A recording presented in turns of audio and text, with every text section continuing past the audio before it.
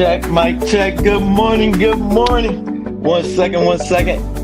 Holy smokes. Mic check, mic check. We are being heard through the YouTube airwaves. Scant dollar. Jaylen Waddle is officially traded. We're going to get through it right now. Holy smokes.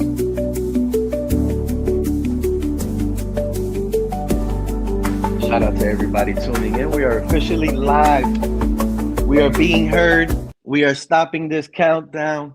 We are talking. Holy crap is exactly what Scant Dollar said. Welcome everybody this morning. What a beautiful Tuesday. You know what I just realized? We keep doing moves like on holidays. We keep saving our moves on holidays. Like, this is incredible. What was the last? Hey, Joe. What's up, Pete? Welcome in. I'm so happy you're the first one in the building, Joe. I love it. I'm hyped that you instantly went live as soon as the news dropped, man. I love it. You're Johnny on the spot. You're like a porta John when you have no other options. Porta potty. Yeah, You need me up there. You're there when someone needs it most. What a day. Shout out to everybody in the chat. I see you, Anthony, first one in the building. Joe, Laser Hop. Hey, another first-round pick for us. Let's go. Yeah, I was actually going to get to the details. You want to go ahead and lay them out? Broncos are trading for wide receiver Jaylen Waddle. Denver receives Waddle and a Dolphins fourth-round pick in this year's draft. Miami receives Broncos first-round pick, 30th overall, along with their late third and fourth-round picks in this year's draft. So we did everything for this year. Who else is on board? Shout out the Cat in the Hat. I knew Waddle was out of here. Did you guys see that that video from Jaylen Waddle talking about, oh, I'm going to beat Patrick Surtain up? Was that when we should have known this was about to happen? And well, not only that, when he put out that tweet after Bradley Chubb got next, he literally asked, "Can I be next?" I told y'all this last week. Waddle was out of here, bro. I told you they're wanting to draft. They're wanting to stack up draft picks. Waddle, like cat. We play the Broncos this year, by the way, so there will be a Waddle revenge game. Yeah, who's gonna cover Waddle when we play him? It don't matter. He's gonna drop passes anyway. So put our rookies on him. Hey, this makes it so much more exciting. Let's look at that what that trade value actually is, right? Obviously, Waddle contract off our hands now, I believe. I don't believe we'd be paying anything on his. Hold on. Hey, Johnny Fails. You better show me face, my guy. Put a comment, put a face. You're not coming up here. You're a newbie. Next, I agree. Go ahead, talk to us, guys. Don't worry about backstage. So Joe. For hold me, on, Anthony. I just want to go over the trade real quick. So it's Waddle. Let's just say it's Waddle for a first round pick. It's pick 30, right? That's basically what we're giving him up for. Well, and then we said, okay, well, also we want a little bit of a bonus on top, and we want to move our 111 up to 94. Or maybe, and also give us a later round pick. This is great. We get not only 2 top 100 picks out of it, but one of them's a first round. Yeah. No, and just this is a little bit higher than the asking price, I believe. I don't think most people thought we'd get even a first, let alone a first this year. And I said we were going to get a first because there was teams desperate for a freaking receiver. Yeah, but they also know that we're having a garage sale. You're not going to pay full price. So Joe, we have 2 firsts, a second, 4 third-round picks this year. Yeah, so we have pick 11, pick 30, pick what is it? Is it 43? 43. That's a second. So that's now 3 top 50 picks, which should be 3 starters on this roster, in my opinion, unless one of those is the QB and they shadow Malik, but. That should be 3 starters, which if you think about it, plugging 3 holes is very significant. We have 75. We're about to trade up for Fernando Mendoza. Look at the ammo we have. The Raiders are not going to get that pick up. This is how you reset and complete. Look Yeah, at, no, we got two the way the firsts, Raiders a have been second, building this and four offseason, thirds. they're The locked Raiders in are on not saying Mendoza. no to that. That's Yeah, 2, 3. That's 7 draft picks. Nah, they cook it. Could I we don't be think they're trying to done trade either. up? I don't think they're done either, guys. Remember, I told you, I feel like Waddle and Sealer are both on the trading block No, for this Achane's gone offseason. So too. don't be I'm so happy that we entire traded division is going to be Waddle. nasty. I am so happy we traded Waddle, but now who are we going to throw the ball to?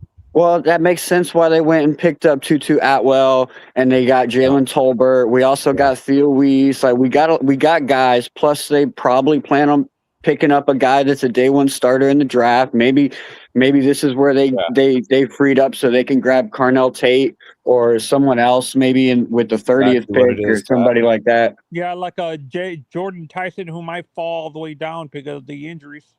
Well, we got to think about who we can get at pick 30 now too, because that Elijah Surratt. I know, and I just put out a video yesterday for pick 11. Now I got to do another one for pick 30. I'm not going to lie. Basically, right after the Bills, right? Maybe we'll even jump in front of them and take a guy. Guys, bro, they cooked with this one, bro. Yeah, they it's a good cooked trade. with this one. And guys, let's not forget, we still have.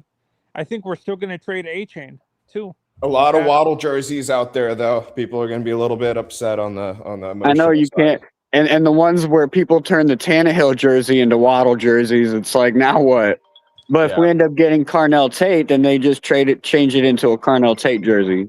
Yeah, and Anthony, I think which makes sense because he's 17.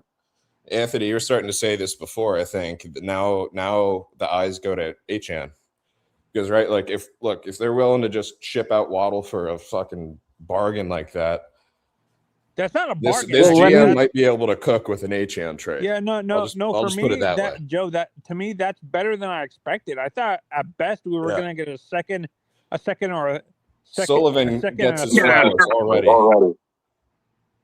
Yeah, they definitely cooking. They're definitely cooking right now. Yeah, for me, what I thought they were going to do is they were going to. I understand why they traded up to 11 to what's it called to 93 with 111, but I thought they would have given 154 up to trade up to 130, which is 130 a fourth round pick, or is that a high fifth? What? 130 is a fourth. No, that's hey, let me ask you guys a question though. Do you think that Patrick Surtain video, like that clip, was like the hump or like the load that broke the camel's back with Sully and Halfley and shit? Like, as far as personality goes? No, I don't think so, because I think they were planning to trade him to begin with. Cat, I don't think that what's it called? That video was the straw that broke the camel's back. They were planning to trade both, and I told people that I didn't believe anything they said that Waddle and Achane were pillars for this team. Like he never. Hold on. I got to correct that because he never said Waddle in that interview. He not once did say. He did not say Waddle when he was talking about the pillars that he wanted to build upon. Wingfield brought up Waddle, and Sully was like, "Oh yeah, there's Waddle too." He never once said Waddle was part of that foundation. Achane. He said Achane. He said our Brewer. He said Jordan Brooks. And he said another guy. But Waddle was brought up by Wingfield, and Sully just agreed with him. Yeah, just want to point that out. Okay, I didn't. I thought he brought Waddle up on his own volition. I didn't know it was Wingfield that brought him up and stuff like that. No, yeah. And I think it's I feel extremely likely Achane goes now. Like the percentage chance of us moving him, I think was much lower when we had Waddle here too. They want to go young, so I think they're gonna trade Brooks too. But my question though for Achane though, right, is like, is he replaceable right now? Because you're not quite sure what you got in Ollie Gordon yet. You know what I mean? So it's like, but we're not guaranteed to get Jeremiah Love. We have there's lots of teams that are eyeing Jeremiah Love right now that are ahead of us. One being the Tennessee Titans, two being the Kansas City Chiefs, and I wouldn't be surprised if the Bengals try and want to snag him as well. So there's a lot of teams out there that want Jeremiah Love. Though. I mean, I think people hit all the time on running backs. I think it's easier. They might want to just draft I think the running back position. If I was a new regime, I'd want to build my own skill positions. I would want to bring them in, not inherit what someone else attempted. I don't know. For me, I just feel like Waddle is too important for what they're trying to do. And he, like, in the beginning, you know what I mean? Because you got to see what you got if Ollie Gordon's going to work with this or not, and Jalen Wright is going to work with this. You know what you got in Achane. Yeah, that's what we can use this year for, though. Yeah, that's what I'm saying. Like, you go through the first couple weeks. We won't know what we have if they're just sitting behind Achane too. And I view running back as more of a cherry on top kind of thing for the team, because one, like, if you do actually succeed with them, they just demand more and more money, and then they're also, the trade value, it drops off significantly once he turns 26 or whatever, which he's turning 25 this year. I think if you could look the way they cooked with Waddle, right? They got a pick 30 and pick 99. And like 140 something for giving up Waddle and 111. That's pretty good value. Like, what if they could turn Achane around into like a mid first round pick and a third? And I think we're going to be trading down. I don't think we stick at 11. Or a first and a second, right? Or maybe a first and, a first next year. Like, what if they could get maximum value out of it? All of a sudden, we're looking at a draft where we can have our team built. Man, it's crazy. It's crazy how, like, non-Dolphin fans don't really see how bad Waddle is. He was like, I was talking to him. He's a Philly fan, a buddy of mine, and he's like, oh, how are they going to trade away his best wide receiver? And I'm like, man, he's really not that great. He drops a lot of passes. He's injured a lot. It wasn't as much the drops. It's when he gets a first down catch or whatever, he's running to the sideline, right? Like, he's not looking to stay on the field. There's so many drives where he's replaced by someone else. Okay. I need to know the compensation. What did we give back? So we gave them Waddle and 111, and they gave us pick 30, pick 90. What was it? 93. 30, 94, and 130. So we got a late first round pick. We got pick 94, which is a third round. So we got 4 threes, pretty much. Yeah, we have 4 threes and 2 firsts and one second round. So we have a lot of top 100 players coming in this draft. So let me ask you guys this: would you package a third and a first, a switch? Let's say you would switch with somebody with first rounders and a third to try to get Carnell Tate. Well, we might have to move to do that. We don't have to, because we got 2. Oh shit, that's right. We got 2 ones. Oh my god. Right, yeah, we didn't touch. Bro, Sully is cooking, bro. Yeah. So all of a sudden, we're Sully's cooking. And at 30. Bro, weren't we talking about this yesterday, Cap? So now, I mean, this could be a starting. This is exactly what we're talking about. Starting safety in the first round. Yeah, no, and we could get like McNeil Warren or Thieneman or someone late first. As much as I like the kid, he does not fit the type of running backs these guys like. They want big and fast running backs. I agree, Anthony. I think they want to build their own. Huh? They want to build their own running back room through the draft, in my opinion. Yeah, that's what I'm saying. I think, and do you think actually, I think the Chargers, what's it called? The Chiefs are going to draft the corner to replace. They're going to draft the lane because they just traded what's his name to. Who did they? So what? Denver's going for it, right? Pretty much, Denver's trying to go for it. So Anthony, Kansas City's first option is Love if he falls to them. If not, then they're going to get a corner. Mm-hmm. To me, it makes more sense to draft the replacement for McDuffie, who you just traded. To be honest. Yeah. Yeah, but You got Kenneth Walker there, who's not necessarily the answer for the future. He's just a Band-Aid for now. And they still need another running back over there in Kansas City. I'll talk to my KC guy again tomorrow morning and get an update from him, and I'll fill you in. Achane? Say that one more time. Would they trade their number 29 for Achane? I think they're definitely considering it. They don't, they don't have anyone to partner up with Kenneth Walker, and that was part of Kenneth Walker's success, was having Charbonnet next to him. Yeah, like I said, I meet with my KC guy on Wednesday morning, so I'll talk to him tomorrow morning and see what the latest info is. So for me, I'm staying as much as I like this kid from Ohio State, the safety, Downs. I'm staying away from that degenerative ACL that he has. To be honest, that injury scares me because. Bro, I've been watching some tape on that Sonny Styles guy. Oh my God, he's a monster. He's a monster. Bro, you know what this tells me? You know what this tells me right now?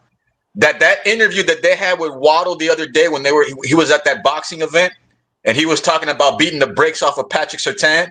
He knew he was going to Denver last week. He knew it. Oh, I didn't even put those pieces together, Cap. He knew it. He knew it. This has been going on for a while. Ever since the last season, he knew he was getting traded, and he probably wanted out of here. He probably is the one that wanted to go to Denver. No, Patrick Surtain was an Alabama guy with him, right? So yeah, that would have just been the connection. That's a good point. College. But no, even after when they first Denver didn't make a move. Denver didn't make a move all season, right? This is the first move they made, right? Yes. Yeah, I wouldn't have touched much if I was them. I feel like they got shafted from a Super Bowl win. But also, too, if you remember when they first announced that they were releasing Bradley Chubb, shortly afterwards, Jaylen Waddle put out a tweet asking to be the next to go. I'm back. I had to take an emergency phone call, but holy smokes, guys. Holy smokes, Pete. We got pick 30. What else we got, Joe? Let them know. 11. We still got 11, right? Yeah, no, so we're still picking at 11, and we gained 30. We gained 94. We gave them 111, and we gained 130. So Sully's cooking, bro. In the fourth. Y'all think so my question is like, do we still cover his salary cap, or are they taking the salary? They just remodified it yesterday. This is a trade. They just remodified it yesterday. Oh, they restructured his deal? I didn't know that. Yesterday they did it. I'm staying away from Lemon after that weird crap that I saw at the Combine. So all we have is Achane? Yeah. From the old regime, Achane and Steeler. I didn't want to make you guys think like I'm hyping him up or anything, but I almost went live when we signed Jalen Tolbert. Jalen Tolbert is Jaylen Waddle's replacement. I know what I'm telling you guys. He's like Christian Watson. He is underrated, and I actually like Jalen Tolbert more than Jaylen Waddle. I promise you. Yeah, that's what a Cowboy. He's like Christian Watson, though. And the Cowboys behind underrated, George Pickens and CeeDee Lamb. He is really underrated. Jalen Tolbert is better than Jaylen Waddle. Yeah, no, we were actually talking about that yesterday. Pete. Man. Right? Yeah, he reminds me of Christian Watson, bro. Wait, how tall? I've been asking. How tall is Tolbert? Anthony, how do you feel about this trade? 6'1" trade for us moving forward. Are you mad? Are you upset? How does this trade make you feel right now? What I thought was going to happen is, I thought we would have traded 154 to like picks.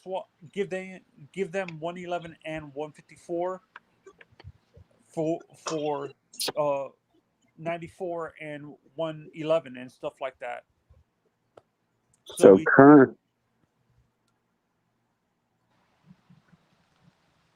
currently we have 11 picks for this year's draft. I don't think I don't think they have to trade out of 11 now. I think that we can pick at 11 now, right? Because they traded away the players. Remember, we were talking about this the other day.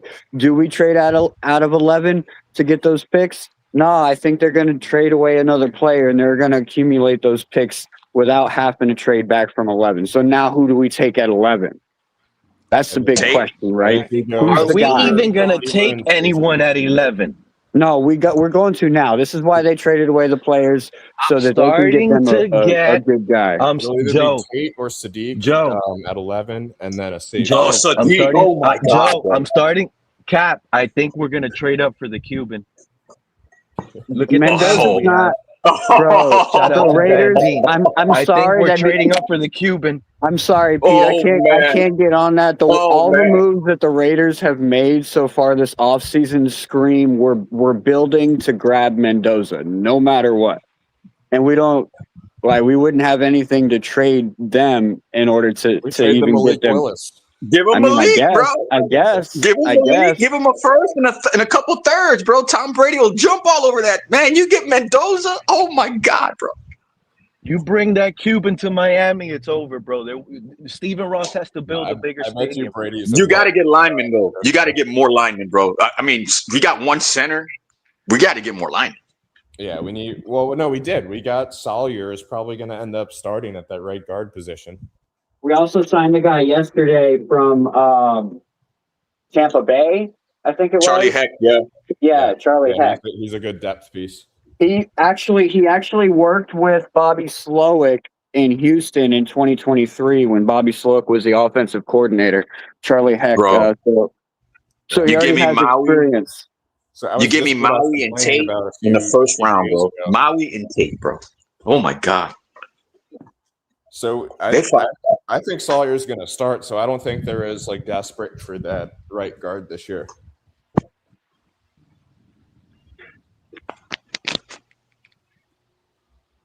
How are we getting Maui and Tate, Cap? We got pick 11 and 30. Bro. Yeah, you can only get one of those guys at 11, maybe not either. They might both go for 11. I mean, I like Sonny. Look, I like Sonny Styles. I like Sadiq. I like Sonny Styles. I like all the guys, man. Can we actually be on that, Dean? I'm sorry. Thank you for coming up, but we have nothing now. Who do we have? Bro, the Houston Texans had nothing when they went to the AFC Championship. No. We have nothing. We are the no-name team. Forget no-name defense. We're the no-name team. Who do we have to sell right now? Doesn't matter about right now. Taylor and Achane. It does matter. Who's going to fill in the seats? You think Malik Willis is selling tickets? We have 5. I think we're trading up. I think, honestly, Pete, I think Sully is going to be selling the tickets right now. With the way that he's in the kitchen cooking, he's going to be the one selling the seats. Not any of the players this year. It's going to be Sully. It's going to be Apley. He's serving that Green Bay cheese. Yeah, he's like, look what I brought from Wisconsin. It's that good stuff. I'm getting the cheese curds.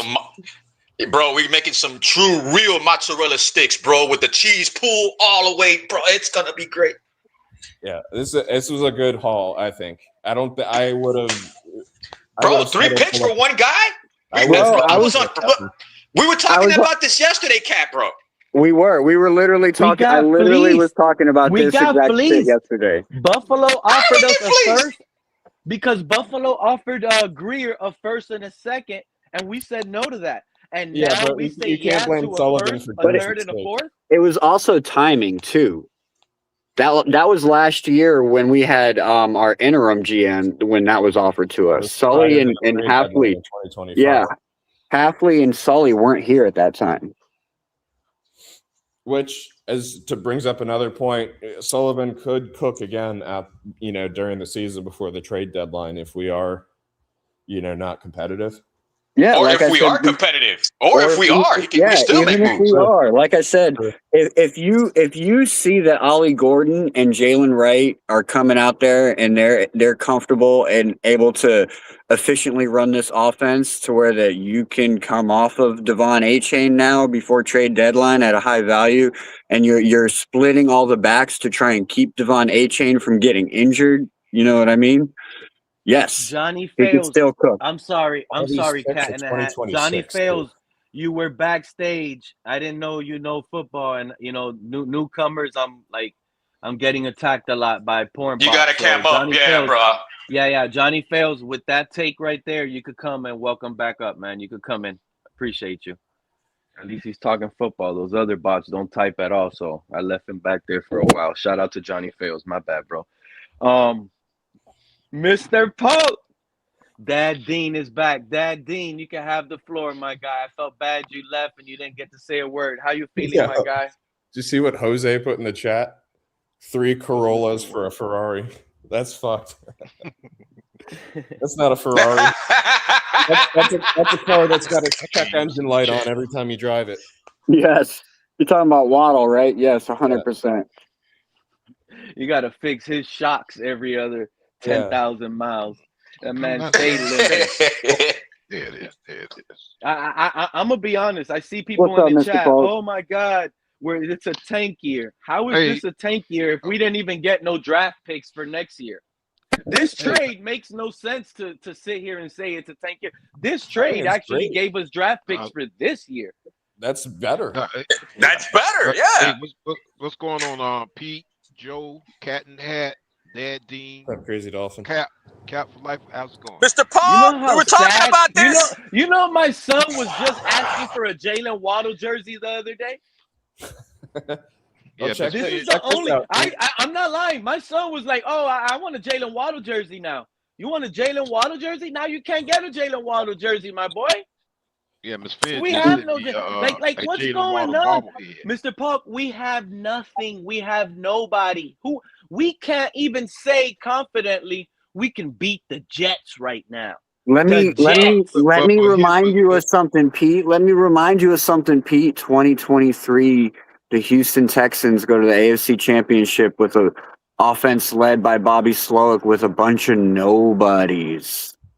A rookie C.J. Stroud, a rookie head coach in D'Amico Ryans, a rookie wide receiver in Nico Collins. No names that anybody knew. Same situation. I'm gonna be honest. Quinn Ewers can work with these receivers, Tutu, Jalen Tolbert. You know, he can work with a Terrence Marshall. Well, he can work with this Theo Week. Yeah, bro. Yeah. We're drafting an X. Yeah, oh yeah, bro. Draft too. If they get Tate, that is that's your dude, bro. I think we go either Sadiq at 11 or we wait till 30 and go and take whatever. Or Sadiq. What's Sadiq? Yeah. Sadiq had what the highest vertical jump, right? No, Stowers did. Sadiq was the fastest. Sadiq is the fastest tight end in They're both freakishly athletic, but I think Sadiq is definitely the higher. Is going to. And we have no tight end right now, right? I mean, a starting tight end. We don't really have one right now. No, I mean, yes, we do. We have we got Greg Dulcich. And can you guys hear me? Dad Dean, yes, we can. Daddy Dean. What's up? What's up? What up, Mr. Dean? Wow. This is crazy.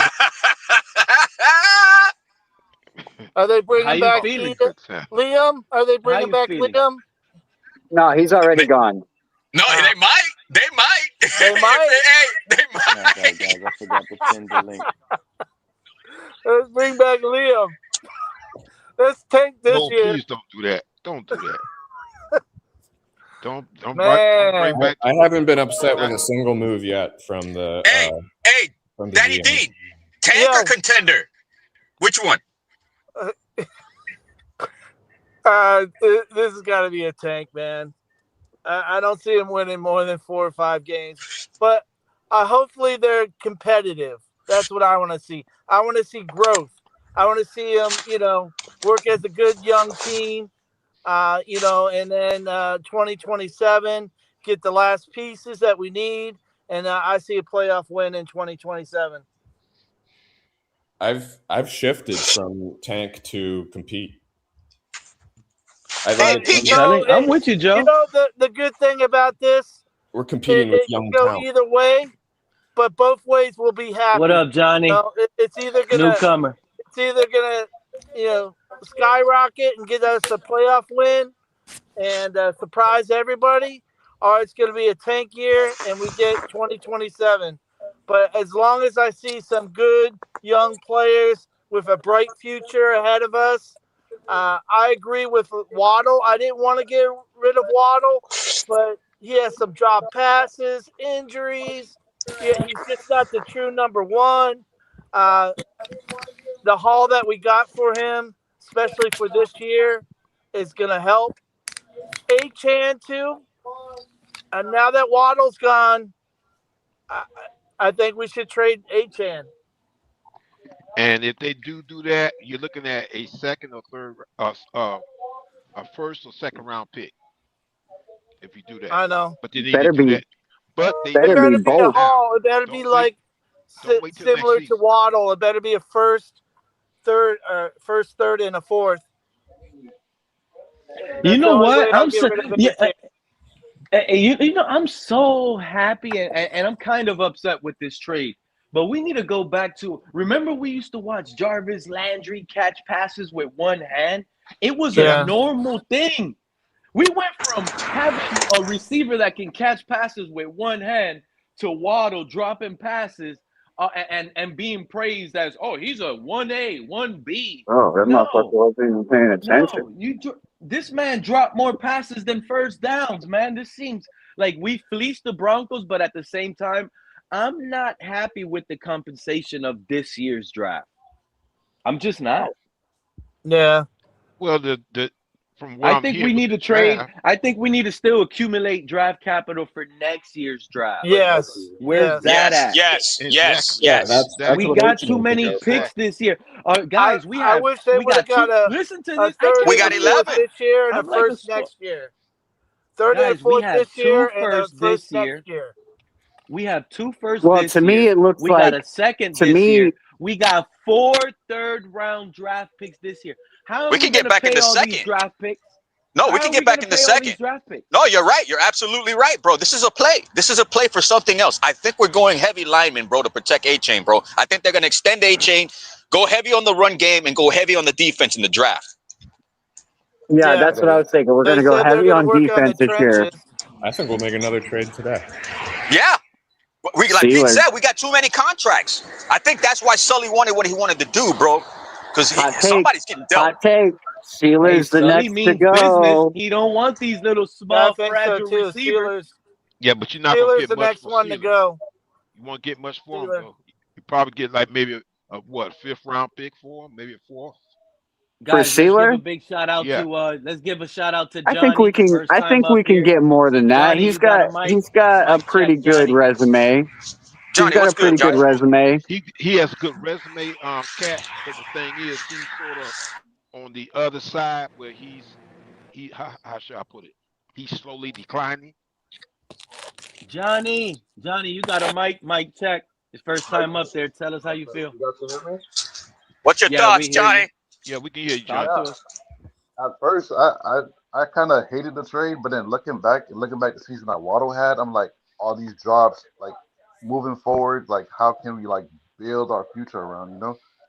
I kind of wish if we had these picks for next year, but I understand, hey, let's go heavy on the line, let's go heavy on the defense, let's get ready for next season, because next year, you know, we have Manning coming out, we have Sane coming out, we have top-heavy QB class coming out next year, so let's invest on the O-line, and then next year we get a quarterback, and then we'll be fine moving forward. I kind of like it. I agree. I'm not mad with that, bro.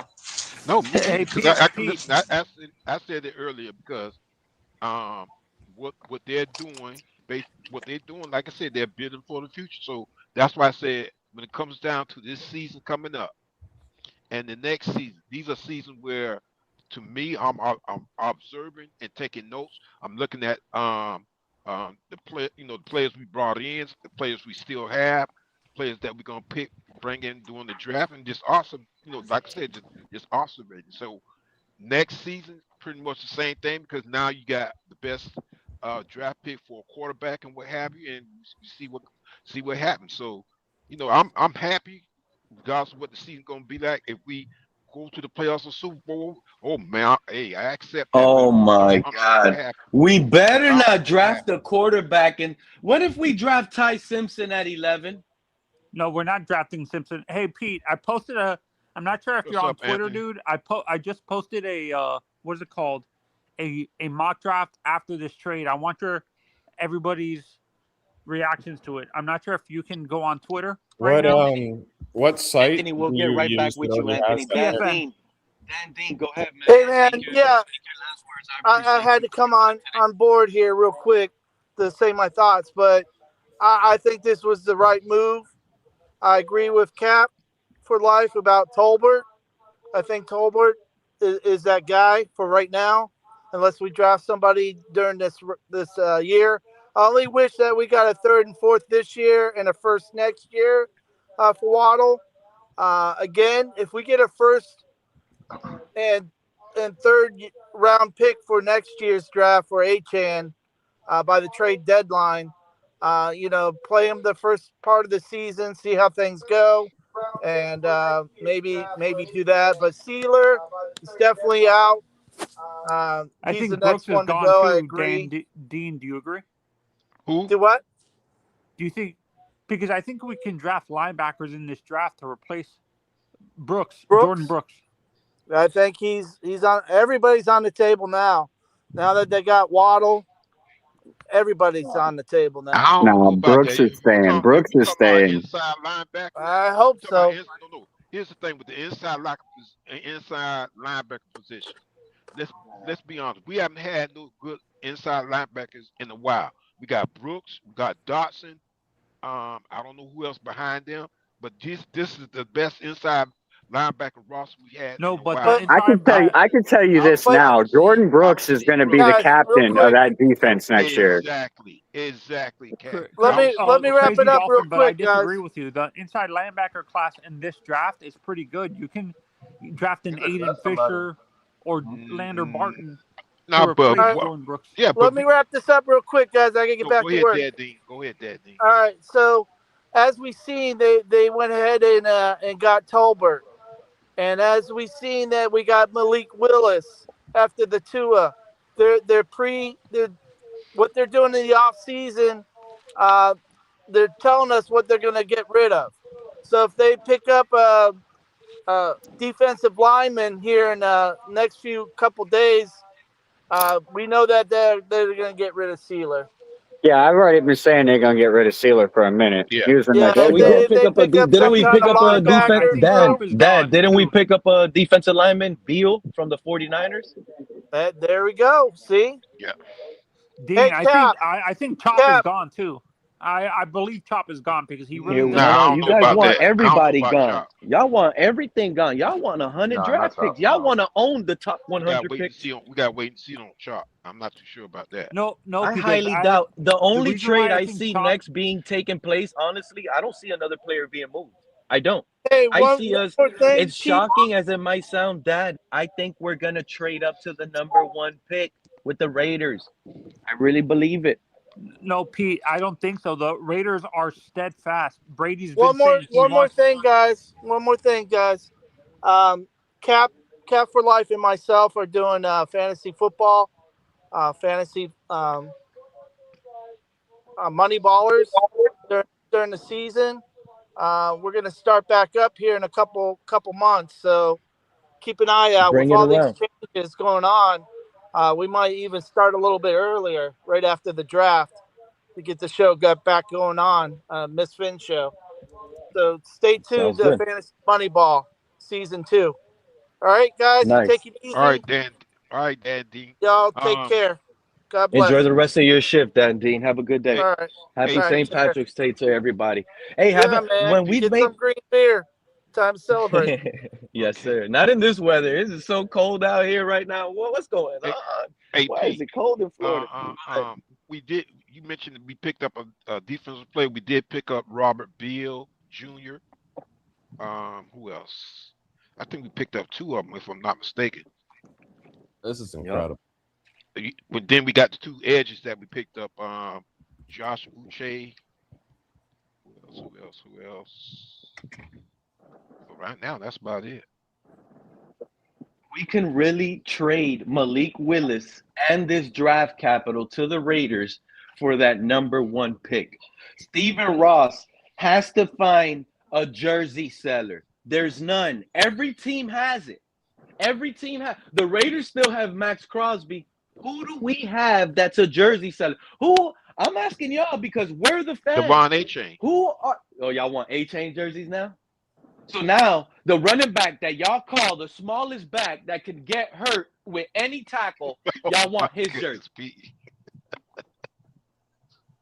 Y'all want me to go get a Devon Achane jersey? The guy that's gonna get hurt on any tackle. Y'all can get yourselves a customized AFC Eastie Boys jersey instead. Have your name on the back of that bitch and have the Dolphins logo. You know, have a nice little AFC Eastie Boy logo there. I figured that cat was gonna say that. Oh my goodness. I think we could easily see Brooks or Achane get moved. You guys still think we're gonna continue? Yeah, I don't see Brooks getting moved, honestly. Like that, he's like the epitome of the player that Hafley wants on this team, like hands down. Like when you go back to that one interview where Hafley is explaining the type of player that he wants on this team, like he's literally talking about Jordan Brooks. And also too, but he brought back Gay, and we still have Dodson. We've got two guys that could easily, fill in on the inside linebacker, and then, potentially draft a guy that they really like out of the. But let me ask you a personal question, Joe. You watched the games last year, and let's say you're Hafley, you're in Hafley's position. You watched the games last year, and you're looking for guys that show toughness, show grit. Don't stop even when the game is over. And you're watching Jordan Brooks out there in week 17 and week 18 putting his body on the line, literally like jumping in the air to try and get interceptions in games that don't matter. Seeing him firing up this defense, like, are you going to want to get rid of that guy, or are you going to want to use that guy to help build the team that you plan on building? I think if the price is right, anyone can get moved. I think absolutely in a rebuild, absolutely anybody can get moved. Yeah, fair point. And I think at that point, the GM overrules the coach on a. Wait. So let me get this straight, Joe. Only because we trade weak arm Tua, we cut weak arm Tua, and we trade Mr. Can't catch the ball in a playoff game Waddle. Now we're gonna consider this a rebuild? Or are we going to consider this an upgrade? We just lost two bad players where we can easily be replaced with a better player. Jalen Tolbert, in my opinion, is better than Jaylen Waddle. We upgraded. How did we get worse at that position? Wait, how did we upgrade from Waddle? Are you saying Tolbert? Jalen Tolbert, yeah. Go watch it for yourself. What Jalen, you don't agree with that? What Jalen Tolbert, you see, this is the thing. Did Tolbert just go for Jaylen Waddle? If Jaylen Waddle was a Cowboy, he would have been the fourth wide receiver or fifth. He would have been behind Jalen Tolbert on that roster. This is this is a Pete's take. I get to say the title of the show. Dax spoons his wide receiver. Jalen Tolbert is really underrated, Joe. Nobody knows really much about him because of CeeDee Lamb and George Pickens. But when CeeDee Lamb was hurt and he started getting more playing time, that guy's a burner. He catches with his hands. He catches in traffic. Everything we wanted, Jalen Tolbert can give it to us. What Waddle couldn't.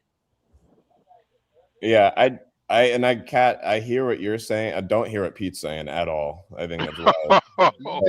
I do hear what you're saying. Cat in the Hat talking? Joe, is Cat in the Hat talking? Because I can't hear him. No, I was commenting on what he had said before about Brooks being a building block that Hafley would love. I agree with that point, but I do think it gets trumped by what's good for the rebuild. Right? Jaylen Waddle's not even a number one. You got to remember, Pete, sometimes silence speaks volumes. Jaylen Waddle's not even a number one in Denver. It's Cortland Sutton. You guys are acting like we lost a number one. Only because he was a number one to us doesn't mean he's a number one. That's what Waddle fits. Yeah, we've had this conversation about Waddle multiple times. There's people on the side of the fence that feel like he's a number one, and then there's people on the side of the fence that know he's not a number one. But there was also people on the side of the fence that thought Tua was great. and vice versa. So yeah, it is what it is. For those that actually watch the games and watch him not really put up real effort. Like my biggest thing was like those up in the air catches, the contested catches, like watching him not fight for those passes was just abysmal for me, and then like the fact that he would drop 50% of the other passes. And he was always injury prone. It was just, and then what Joe said, how he would always run to the sideline instead of trying to get yacked. Like when he first came into the league, he was a yak monster. And then what happened to that? I just don't like how he jumps to catch the ball when he doesn't need to. It's crazy. Yeah, that's what you see in like rec football.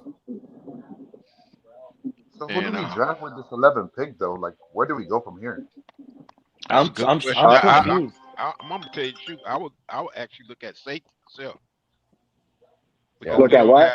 Be on the safety position, because right now we only have Dante Trader Jr. on the roster, and then I think we might have picked up one in free agency. So we need to address the safety position. Yeah, and I was watching some tape on Caleb Downs yesterday, and like it was all right, but I'm not like super impressed. Like as far as like from what I seen, like I didn't watch a whole lot. I probably watched like 10, 12 minutes worth of highlights and stuff. But he's one of those guys that could play anywhere on the field. But I don't know how you guys feel, but Miguel in the chat is calling you guys a bunch of haters that don't know football, bro. Let the GM Sully go to work. Okay, he must Sully go to work. He wants to hear Sully cooking. He wants to hear half is cutting his roster in half, and he's going to build a dynasty. Is this the beginning of a dynasty? He must have just rolled up then. We were just talking about how Sully been cooking. Sully the one going to be filling those seats this year, right? Yeah, we only picked up one safety in free agency. Zane Anderson. That's it. So right now we just got two safeties. Yeah, I think McNeil Warren is a good, strong safety prospect that we could get possibly at 30 now. So that's where my brain leans at pick 30 is if the strong safety from Toledo is still there. Hey, that reminds me too. I need some more names to look at and do some research for our pick 30. So if y'all wanna shoot me some names. I think also high on this trade with Waddle makes no sense. I don't think you guys are understanding the main point when I tell you guys. We can want 30, 40 players drafted.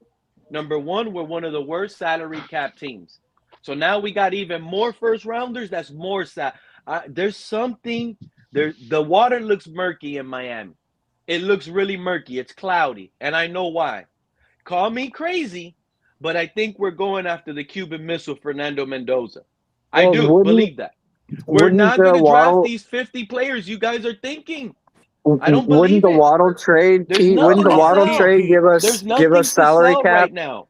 It's not enough capital for Fernando, though. That asking price. Or now, with this much ammo, could we be the team that gambles on Ty Simpson? A one-year starter? If the team's going to do it, away from another Alabama quarterback. But it's too many teams that need a quarterback ahead of us. So I don't see Fernando. Not too many teams have the capital that we have now. The Jets have like 3 times as much. The Raiders, Pete, get that out of your head. The Raiders are not going to trade out of number one. Brady has been saying in the press that he wants Mendoza to be their When have you heard Brady say in the press that he wants Mendoza? In love with Mendoza. He hasn't said, I'm going to get Mendoza. And you know what? Brady, I don't want to hear the Brady. Brady ain't the owner of the Raiders, bro. He is. No, he owns a piece. He's John Lynn Flynn that just bought 1%. Pete. It's the same thing. It's the same concept. It's the same concept with the Dolphins. Why Stephen Ross went to Troy Aikman, bro? If you got Tom Brady there in your ear giving you advice, you're gonna take it. Whether it's right or wrong, guys, you're going to take it. Both of you guys are wrong. Brady has 25% ownership of the Raiders. Yeah. Well, if you're Mark Davis and you have Brady in the building, you're handing him the wheel. Yeah, that's just what it is. Like, dude, you're the GOAT. You know what you're doing. Like, same thing with Stephen Ross went to Troy Aikman. Because Brady's doing his own thing. He's basically the consultant. Brady has already same said way we're using Aikman, and I'm glad you brought that That's up. what Aikman is doing. Joe, Aikman's he's doing already the same just like thing. Anthony said. You see how Anthony says things and then he runs away? Well, guess what? Brady has also said out of his mouth that he doesn't do anything with the player personnel with the Raiders. That's not his job. That's bullshit. He may not directly. Hey, he may not directly do anything, but you already know he's like, hey, this is what you should do. We should probably get a guy like this guy. Mendoza looks really good. Brady Build is like a Dan Marino to us. You think these guys are going out scouting and going to colleges and watching while players? He does things behind the scenes. Brady calls games all during the week. He don't have time to be going to these states and watching players. He does. In the offseason, he absolutely has. Why doesn't he? It's not like he's got a wife or kids at home, bro. He's got like because they already know what they want. He figured out who he wanted during that whole period of the end of the college football season, watching Mendoza get the Heisman, watching him win the national championship on a play where he ran the ball in. Yeah, they literally went there to watch Mendoza play. Yeah, that sealed the deal. I'd go on vacation too. You're right, Joe. Say we're not the ceiling factor. Yeah, he's probably like, all right, we're not coming off this pick at all. I'm going to Italy or wherever he's going to go, and I'll come back when it's time for the draft. Everything has a value. You could sit here and say, I don't want to sell it, I don't want to trade it, but if someone gives you a trade that's mind-blowing, it could definitely happen. Be an insanely They're called the Godfather trade. Yeah, but let me ask you this, Pete. Based on the play that Malik Willis has put on film so far, and Tom Brady being a quarterback, do you think that he would have the faith that Malik Willis has more potential than Mendoza and want to go that route and switch his direction? It's a driver he trusts for this rebuild where we don't have a position settled. I'm not too sure many fan bases would want Malik Willis on their team as the starting quarterback. Exactly. So why do you think Tom Brady would want to make that trade? I don't even think he's the starter right now. That trade sounds very what everybody's telling me. You know what's Malik Willis to me is not the starter. Has the coach has the GM told you who the starter is? Or is this no? But driven? I mean, you know how to read between lines, Pete. Come on, you think outside the box. You know how to read between lines. If anybody knew how to read between lines, reading between lines. If we were going to trade with the Raiders, we would have been including Waddle in that package, and we just moved him. That's true. Yeah, you're right. Yeah, you're right. But what if Waddle gave us another first? That's more enticing. A third, an extra third. You're saying like we gained value from what we got for Waddle to remove? Yes. I don't know. What if we have to? We're giving up 4 third-round draft picks, a second, 2 firsts. That's already what, 7 draft picks? Not including the first next year. That's 8. So you want to give up? You want to give up half of our draft for one guy that you don't even know is going to be the guy? Like you're taking a gamble to say that he's going to be the guy that saves this franchise. We're going to give up 5 of our draft picks that we just gathered to go get one guy. Plus, what do we have for him here? We don't have. That might not even be the guy. That's what I'm saying. That's why. First of all, here to work with him. First, we don't have we only have running backs. That's all we have. That's what I'm saying, Johnny. We don't have nothing to sell. We don't have nothing now. Johnny, I know you're new up here. You probably haven't heard me talk about the Bobby Slowick-led offense in the 2023 Texans. But if you're a Finn fan and you kind of want an idea of what we're going to look like next year, go back and watch the 2023 season. They had a bunch of nobodies on that team as well. It was a bunch of rookies and a bunch of no-name people. You know their names now, but you didn't know their names then. I agree, but so what is your expectation for this year? Because I think we're tanking for our quarterback next year. I shifted in the beginning. I was like, yeah, we probably are tanking without tanking, but now, like with the moves that we're making, I don't think they plan on tanking. So where do we go? How many wins do you? Yeah, if we were tanking, we would have just rolled with Quinn. I think. How many wins do you think we get this year? That is still up in the air to be determined because a few of our opponents for next year are still making moves themselves, and I'm kind of waiting to see like what they might turn out to be. Like I don't know what the Baltimore Ravens and the Buffalo Bills are going to look like. We don't know what the Patriots are going to look like. The Jets, like it's still up in the air. We could easily win 10 games, or we could easily win 5 games. You know what? I got 5 to 7 wins. I got a crazy take. I'm gonna be honest with y'all.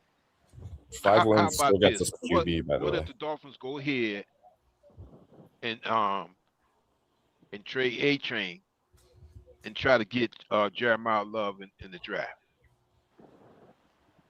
But I know that probably have to be the Titans at 4. Yeah, we would have to move up to 4 for the Titans.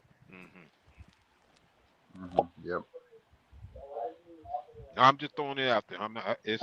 I would do it if it nets us more than just the player, right? If it's as long as it's more than straight up. I got to be honest. I'm starting to think this GM don't know what he's doing. He didn't even get to evaluate the roster. What? His evaluation was done with Waddle? That's why I'm saying Jaylen Waddle. He saw enough of Jaylen Waddle already to sit here and say, I'm trading you for a first, a third, and a fourth. Exactly. Seriously? They're knocking down everything, man. It's full demolish and rebuild. That's why. Well, you gotta think. Better have a plan. You gotta think too, Pete. This man spent his whole career at 22 years losing. 22 years. He spent his whole career in nothing but player evaluation. You can evaluate a player pretty quickly if you've been doing it that long. He's fired. Cat. If Hafley and Sully don't win this year, I want them gone. I don't want this excuse. Oh, but Greer put them in a bad position, so they had to get Malik. They had to throw everything away. This is why they're losing. No, it's not okay with losing. It's not. So you guys did this to lose? Or are you guys doing this to win? Waddle. He's probably said, hey, guys, just bump him. Are these moves being made, Joe, are these moves being made to make us better this year? Or no? It's a 2-year process that starts this year. No, man. This is not a car from the 60s that you can't find parts for. This is football and bodies. Oh, dude. They can't win this year? What is it 6 I tell you what. Players? I'm going to say 7. this. We have 7 top 100 players. 7 top 100 players we're going to be drafting this year. 2 first rounds, multiple top 50 picks. This is going to be a core that we draft. If you ask me, from my honest opinion, Pete, we're a year ahead of what I felt like we were going to be. Yeah, I agree. I'm saying like this. Go ahead, Mr. Paul. If they make that crazy move I'm talking about, that changes the platform. If they find some kind of way to get Jeremiah Love, all I got to say is look out. Yeah, if we see Achane getting shipped off to Tennessee, you know that's happening. It's going to be for their first round pick, so they can snap Jeremiah Love. Or it could be for their first next year, if we're assuming it's going to be ass. Yes, sir. Mr. Puck, are you happy trading Achane for a 3rd round pick? No, because that's what you're getting out of it. That's not what you're getting. This whole fantasy land. We're going to get a first right now. Nobody's trading a first for Achane. More than a third. No, I guarantee you, everybody would trade a first for Achane. The production that he was able to produce in our crappy offense last year alone will get him a first round pick. Trading a first for Achane. Nobody.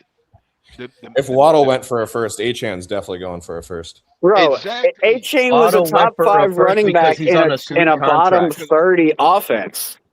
Because if I'm not mistaken, Achane should be right now in the top 5 as far as running back, and then you got also clamp on to the receiving part. And I'm not saying he's a top 5 receiver, but he's also a good receiver as well. Yeah, so and that's all we got a dual threat running back. So exactly, Paul. Exactly, Paul. That's always my argument. You're getting 2 players with Achane. 2 players. A lot of people. You know how stats lie. Stats lie. Just like Malik Willis's stats are lying. Listen to me. Achane caught what? Oh, Achane has 100 catches. Oh, wait a minute. How many of those are behind the line of scrimmage? He caught 80 behind the line of scrimmage. Is he looked at as a wide receiver now? We kicked out Jarvis Landry out of Miami, and we didn't want to pay that guy in Miami because he was only catching 2-yard crossing routes. Come on, bro. Like, let's stop that. Achane is not a receiver. He just benefited from Tua cutting it down, checking it down. Here you go, Tua. Here you go, Achane. Remember the little touchdown versus Buffalo? The fake reverse with the pitch going forward? That was a little gimmick play. That's a receiver there. Before people find out. Ollie Gordon could do that, bro. Ollie Gordon. Oh, come on, Pete. Don't do that. I already told you. I feel like Ollie Gordon is going to become our number one back next year, but it's going to happen throughout the year. Like, I strongly feel that Achane will get traded. I don't feel like it's going to happen, though, until trade deadline, and that's going to be whether we're winning or losing, it's going to be a move for the future. And our head coach, if I'm not mistaken, they back in Green Bay, they love using big running backs anyway, if I'm not mistaken. Yeah, he doesn't fit the mold. They just re-signed Chris Brooks. Somebody on the panel the other day said the Packers re-signed Chris Brooks. I forgot who it was. Yeah, they did. I think we trade Achane on draft day. And then you guys got to be happy with the compensation that I told you. At max, we're going to get as a third. Oh, I think he's valued at pick like 30 to 45. Right, so it's going to be at least an early second. If it was a year ago, or possibly 2 years ago, then yeah, on his rookie deal, you could have got a high second. But now, when you know you got to trade and pay him, no, man, that knocks the value down. That knocks the value down, Joe. No, you got to trade. You're knocking it down too far. And it's not like you're allowed to trade for him and say, "Oh, I'm gonna trade for you," and you're gonna play on the last year of your rookie contract. That's just building a bad. That's building a bad rep with your new team right there. I don't think anyone. You can't trade for Achane and then not give him a contract and let him play on the last year of his contract. I'd give up a first in 2027 if I felt my team was going to be good and that pick was going to be, in the 20s or, hopefully 30 or 31 or 32. I would trade my future first for Achane. Yeah, to be quite honest with you, Blackjack, if Quinn Ewers doesn't become the star that I think he's going to be, I do believe we're going to almost be unwatchable, Blackjack. How about that? We're going to be almost unwatchable. Only us. We're going to be the only people watching Dolphin games. The rest of the world is going to be more watchable than we've seen in the last. If Quinn Ewers is not the guy I think he is, we're going to be the laughing stock of the league. We are. 2024 and 2025 were pretty unwatchable on offense. I don't think it's going to get much worse than that. It's been unwatchable on offense since 2020. Ever since Tua came over. 2023 was very watchable. 2023 was more like I hate. You know what? Real fans ain't gonna say this, but I hated everything about the 2023 season. I had 2 years coming at me. It was fancy. I saw it. I already saw it was gimmick. I knew it. Joe, that's the thing. It wasn't gonna last long, and people felt for it. And I'm like, dude, this is not gonna last. It's nice, and I'm gonna be honest. I already said my apology. That year, I said my apology. What Tua is doing this year, I said I never thought he could do. So I was wrong on that. But it's still not a franchise quarterback. Oh, they killed me. They were killing me on those panels when I wouldn't be a Tua-neer or try to say that he had a good game. I gave the credit to Mike McDaniel, and who was right at the end? Mike McDaniel. What's up, Mr. Paul? Did you mention to Pete about that app? Oh, the Discord. I've mentioned it to him a bunch of times. Oh, okay, gotcha. Yeah, I'm gonna download it on the. I got another phone. I'll download it on. I'll download a Discord thing. I just gotta look into it. You guys know what Russian dolls are? They're like those like dolls that stack inside of each other. Like each one is a little bit smaller. You ever seen those? No. Or you open it up and there's a smaller one. Oh yeah, I know what you're talking about. Well, I got a set of Russian dolls, oddly enough, in the Czech Republic when I was there, and they're painted as dolphin figures. And I remember them. Yeah, I think it's a little bit of some voodoo magic, some almost everybody's gone. Tua's gone. Waddle, Chubb, Tyreek. Yep. So all that's left is Brooks and Achane.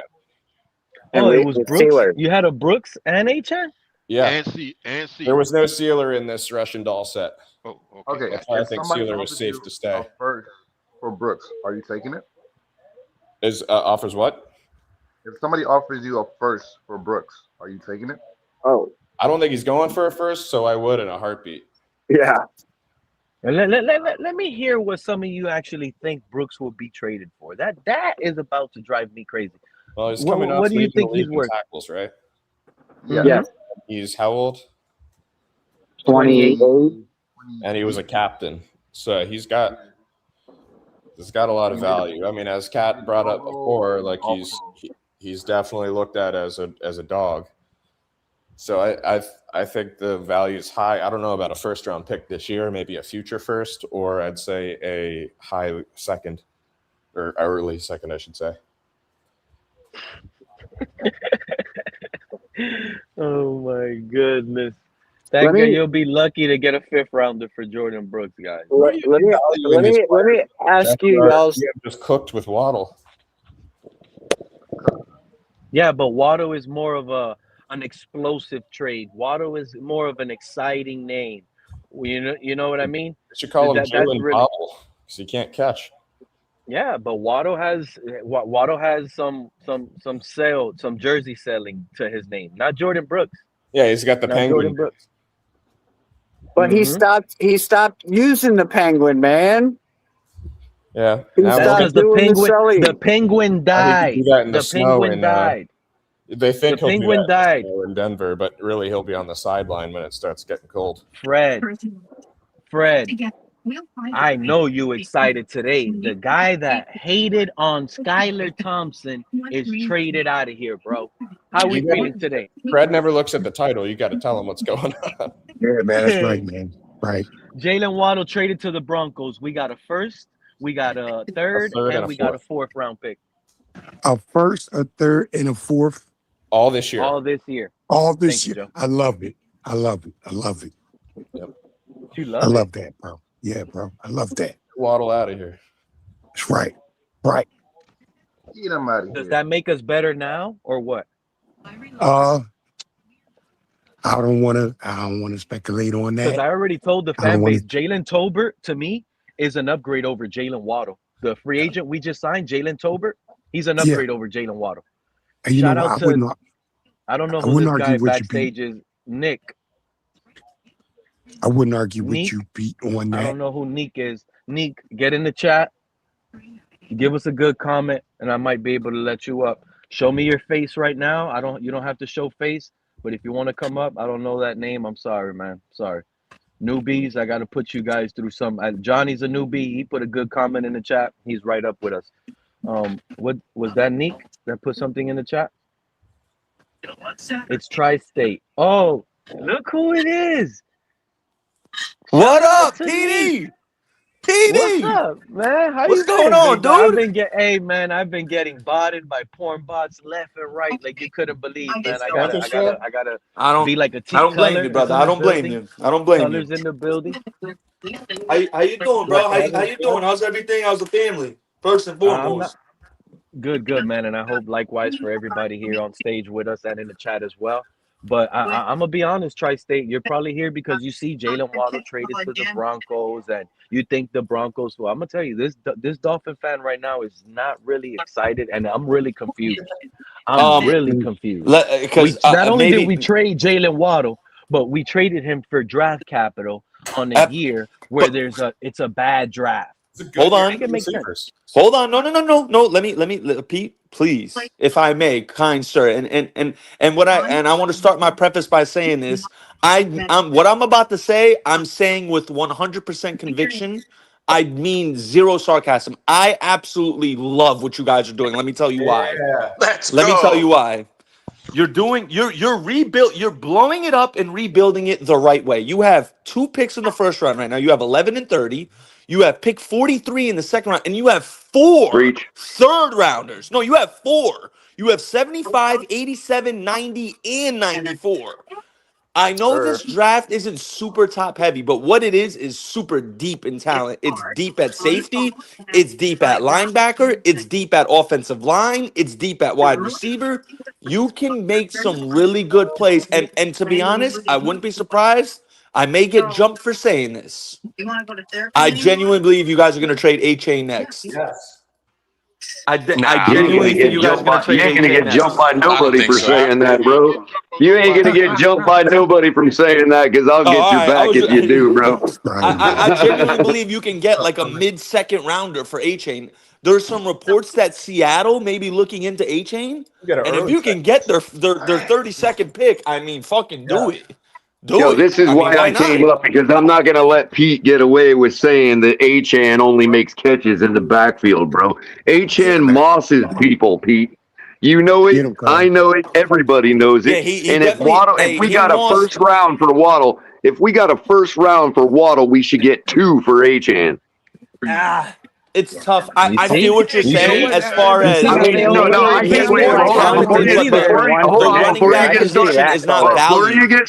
Before you get started, I know that it's not realistic to think that because he's a running back and they just don't command those picks.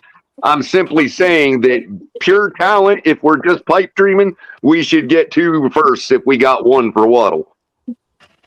No, I'm 100%. I'm 100% in agreement with that for sure. Like we saw Sauce get two first rounders last year. Quentin Williams got 2 first rounders. Mike Parsons got 2 first rounders. These are like game changing players. Look what Jacksonville gave for Christian Kirk, bro. Achane is one and of what those has he done for them? Color, would you give up a 3rd for BTJ? But I not getting traded for a 3rd. That would be a beautiful trade right there. But he wouldn't get traded for a 3rd. Yeah, I'll give up 2 thirds for BTJ. Jacksonville wants a 2nd. 2 thirds is considered a 2nd with BTJ for 2 thirds. He ain't getting traded, y'all. Brian Thomas Jr. from the Jaguars. Trade. They already said it. They said they're inquiring about trades, but they want a 2nd. I'm like, you give them 2 thirds now or whatever. A 2nd. They want to give him a 2nd for Brian. Wait a minute. Right now for wait a minute. I don't give them a 2nd. They want a 2nd for Brian Thomas when we just got a 1st for Waddle. Yeah, you do it in a heartbeat. Exactly. In a heartbeat. Exactly. In a heartbeat. Well, I don't know. I mean, if you try to play hardball, we're in a rebuild swarm. Explain to me why this is considered a rebuild. Yeah, absolutely, Pete. It's a rebuild. Waddle. It's not a rebuild. We're up. This regime is upgrading. Jalen Tolbert that we picked up is better than Jaylen Waddle. We don't need you're Waddle crazy, in that contract. Pete. Stop it. We got rid of that. Now what? Waddle is mid, guys. Why does everybody think Waddle is so good? He's not that great. Mind you, we already had the upgrade in the building in Quinn Ewers, who put Tua on the bench. The thing color with Waddle is like, unless you're a Dolphin fan, you don't really see how bad he really was because you're not seeing him every single game. You're just seeing like the highlights, the good. Well, that I can understand. That's the same as Tua. That's the same reason. That's the same reason that Atlanta fans. There's probably.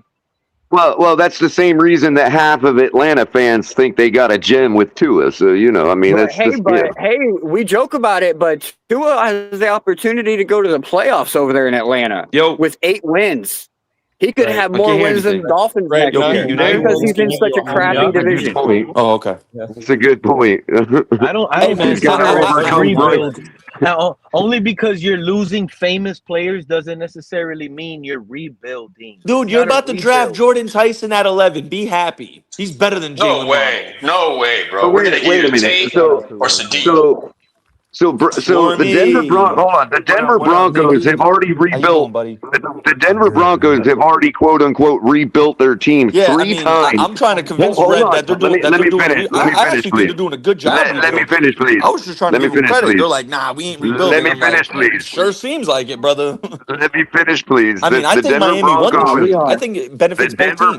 Denver, we could all agree. If Bo Nix was healthy, they probably beat the Patriots in that championship. Y'all hearing me? So they're looking at Waddle. Hearing me anymore? They're looking at Waddle like he's the missing piece. Yeah, we can hear you. He's just talking. Because I was talking right when you all started, I'm saying the Denver Broncos have rebuilt their team on you. 3 times since Bradley Chubb was drafted. So how is getting rid of Bradley Chubb a rebuild? I think Miami's in a real interesting situation, though, in my personal opinion. No, Thank you, we're Color. definitely in a We're rebuild. not in a rebuild, Color. bro. Like, I don't agree. We're in a rebuild because we made definitely trades. are. This is the trade season. Let me ask you. Other teams made trades. Are other teams Hold on. Let me ask rebuilding? you what a rebuild. Let me ask you what a rebuild Yeah, looks but like, right? have you seen your updated wide receiver room, Pete? Like, come on, When you bro. rebuild your You got Our wide house, receiver room minus our wide receiver room Yo, minus Pete, you got Tyreek Hill Jalen is Brunson better up than here. last year. You know what a rebuild looks Shout like? out to Rez. You know what a rebuild There's looks Jalen like? Brunson.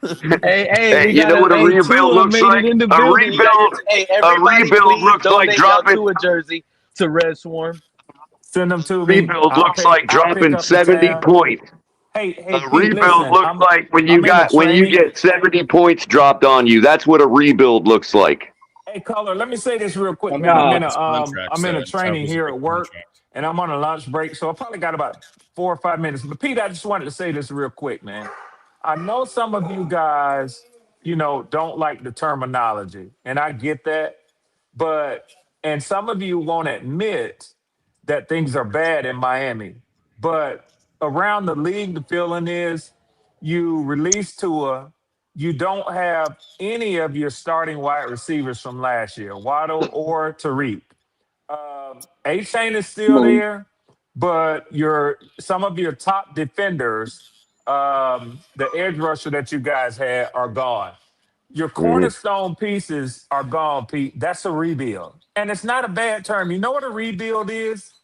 I It's don't an believe our opportunity. cornerstone pieces are gone. You want me to tell you who the cornerstone pieces are for this team? Tell me, Right, but please. Patrick Paul, Jonas Who is Salvanea. he? I don't know his name. Who is he? Patrick Paul, left That's tackle. why you start in the Okay. trenches. Okay. You start in the Lineman. All right. trenches. This Your rebuild quarterback, your started. This receivers, rebuild your started the the year we man is drafted right, Pete. Patrick Paul. We Hey started The our man, man man, is I rebuild like to right, when I, we I Pete. like drafted to Patrick Patrick Paul. Paul. I That's like to when we say one started the thing, rebuild. man. Okay, If Pete. I Patrick may, Paul. Patrick Paul. That's what you give me? Chop Jim Robinson. Brooks. hey Color, what's up, man? We're But missing one Hey, anyways, piece of the what's up? core. We're missing Was one that piece of the core, is which would that be That's Fred? either Fred Color. That's an Fred Color. elite Yeah, how you doing, man? receiver or an elite secondary piece. That's it. We got a core to build around with Achane, our young offensive line, and the young defensive front that we have in the defense. Build through the Hey, trenches. We Pete, can could I do that. interject on y'all too, real quick? Just really quick. The man is right to say that we're in a rebuild. What I'm trying to tell everybody is their version of what they consider to be a rebuild is not what we're doing. What everybody thinks we're doing is full tank, purposely going 1-15. That's not what we're And you doing. could But have we never are been louder rebuilding. and But wrong. we are rebuilding. There is We're no not doubt tanking. we're rebuilding. It's not a matter of Malik where you're Willis is gonna not our future. Yo, Malik Willis is not our future, bro. it's not a matter of whether you're gonna get the players in a he huddle in could the be. locker You don't room know. and say We'll go we'll out and find out lose the this year. I was game. talking about that But last year, Color, or yesterday, it's Color. Well, it's a fair it's opinion. It's a it's fair not a opinion. matter I'm not it's trying not to a push back matter on the opinion. I'm just saying that my opinion is that he's not going to pan out as a future for us, like a it's long not I'm term looking. future. it's not a I'm simply matter looking at. of a tank being the coaches going in and telling the players, hey, go out here on Sunday and lose the game. What it's a matter of a organizational tanking is you trade away your best players. I would ask y'all this before I make this Correct. point, and I'm gonna say this quick. Pete, you talk about your offensive line. I would ask you how many players you have on your team right now that are listed on the NFL 100 players. So when you trade away all of your best talent, those are players around the league where other players know, I got to check this guy. You don't have any more of those guys other than Achane. So what happens is you don't have to tell the players to go out and lose. The other Nope. teams lick their chops and they beat the hell out of the players Right, that you because put on the all you can field. run is vanilla. Because all you can run is vanilla offense for 2 years. Exactly. Yeah, but I'm looking at Miami's situation between picks 11 and 94. You have 7 draft picks, dude. You have 7 draft picks in the top 94. Rookies. If that's not a rebuild, I don't know what I is, want to bro. keep, You're rebuilding. and I got to keep pointing it out because I just want people to. I want people to understand out because I just want people to understand that there are teams. There are teams that. Because Bobby I want people to understand took a bunch that of there are nobodies to the AFC Championship in 2023. I just want you guys to remember that. Just because we got a bunch of nobodies doesn't mean we're tanking. Exactly. That's rare. Yeah, and you know what? Cat and a hat. The Packers for the last couple years have been playoff contenders or been in the playoffs all these last 3-4 years, right? And they've been the youngest team in the league with no names. Pete, I got a That's the Packers, dude. If you think about it from a standpoint that we would all understand, right? When you rebuild your house, when you tear your house down and you go to rebuild your house, you get younger, newer, fresher studs, right? You're not going to go out there and get that old wood that you found out in the yard. But you're not tanking your children. But you're not tanking. Hey, but you're not tanking. You're not tanking your children because you can only afford hot dogs. Let me give you my hot take, and then I gotta go, fellas. And I know you got to go to work, Red Swarm, but I'm telling you right now, it's not because I'm being biased and it's my team, but I really mean it. I think the Dolphins are closer to a playoff today than we were yesterday. And yeah, you're gonna be last place in your division, Pete. But let me say this to you. Let me say this to you. Pete, with the draft that 2026 it's a terrible draft. You know, I think it would have been smarter had you guys not taken the first round this year, gotten the first round next year, a second round, and a third round, and not giving them anything back in exchange for Waddle. This is a terrible draft generationally coming up in 2026. 2027 is loaded. 2027 is loaded. You guys should have gotten the first round in 27 and offensive line. How do you know it's loaded? Absolutely. That's crazy. The only thing you because can I really watch tell it's loaded about is Red is right. 2027 draft is going to be historic. Jeremiah Smith. Because I'm an SEC fan, next year. Listen to how crazy. All right, one at a time, guys. One at a time. With all the quarterbacks coming out, they're still talking Jeremiah Smith possibly being the number one. Okay, great. Overall. One Alabama one Ohio State receiver and a bunch of QBs. How is that a deep draft? No. Hold on. Gentlemen, please, real quick. You got 6 quarterbacks who are going to be first-round draft picks next year. You have Jeremiah Smith. You have Colin Simmons, the edge rusher out of Texas, stud. Yep. Dylan Stewart, the edge out of South Carolina, stud. You got Leonard Moore, Leonard Moore, the corner out of Notre Dame, stud. He would be the number 1 corner in this draft. Ryan Williams, stud. You got like 20 guys who can go in the top 10 next year. Names. You already said more first-round graded names right now than there is in this entire draft. Absolutely. So here's my thing. Brady Quinn's already. The second round this year, you guys are gonna get excited for, but the second round draft pick that we draft is probably you gotta watch college football, Joe. You gotta watch college. Sounds like a whole family of Brady Quinns to me. Sounds like a whole family of Brady Quinns to me. Weak class, and it's never true. They got so delusional with quarterbacks. They started hyping up that dude Pavia. That's not bad. It's a bad draft. Yeah, exactly. Next year's quarterbacks, you're talking Arch Manning, Dylan Raiola, Dante Moore, Chambliss, Darian Mensah, and Julian Saint. All I heard was Brady Quinn. That's all I just heard. Can I come in here a second, man? Can I come in here a second? And Color, I'm glad because until they play in the NFL, until they play a snap in the NFL, they're Brady Quinn to me. Yeah, like Cade Kublink or whatever his name is, and Drew Aller this year. Where are they? Y'all go at it. You guys can't predict the future. Every year, people say this: strong class, weak class, and it's nonsense. There has been two drafts in the history of the NFL that had more than 4 quarterbacks that panned out. 1983 and the one that Bo Nix came out of. Yeah. That's it. What other draft has produced more than 3 star quarterbacks? The draft with Lamar Jackson, Josh Allen, and Baker Mayfield. Fair enough. So that's 3 in history. The NFL is over 50 years old. Joe Burrow, Jordan Love, and Justin Herbert. And I'm not even naming Jalen Hurts. Yeah, it's another one. Pete's right. Yeah, all of them. And all of them. Where do they get? How many playoff And all of them are. They're all shining. They're all shining Patrick Mahomes shoes and Josh Allen shoes. That's what they're doing. Every one of them. Everybody in the league.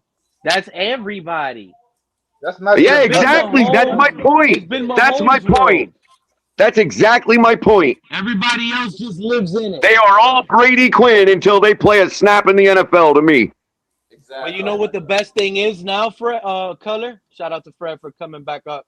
The best thing is Mahomes is broken down. His ankles are going bad. Josh Allen is getting older. Lamar Jackson can't be the same Lamar Jackson forever. So there's going to be a switch. And the new switch right now. And I'm not saying the Commanders. I'm not saying these guys are bad either. The Bears fan think they have it in Caleb Williams. There's other names out there. It's all speculation until they're actually. Those guys you guys just named could have their legs broken in the next college season. Yeah, that's college. I'm just saying. Anything can happen. You to list all these guys like we're just gonna do this and that in 2027. Like I don't know why we do this every year, man. Exactly. I agree. You know why? And that's every single year, Color, NFL quarterbacks, at least 10 of them go down. At least 10 of them. And that's being that doesn't mean that people hold on, Pete. That doesn't mean that people don't have a valid opinion about when they watch college football and the players they're looking at. I'm not trying to disparage their opinion. I'm simply saying nobody can know which draft is going to be stellar. Nobody can know that.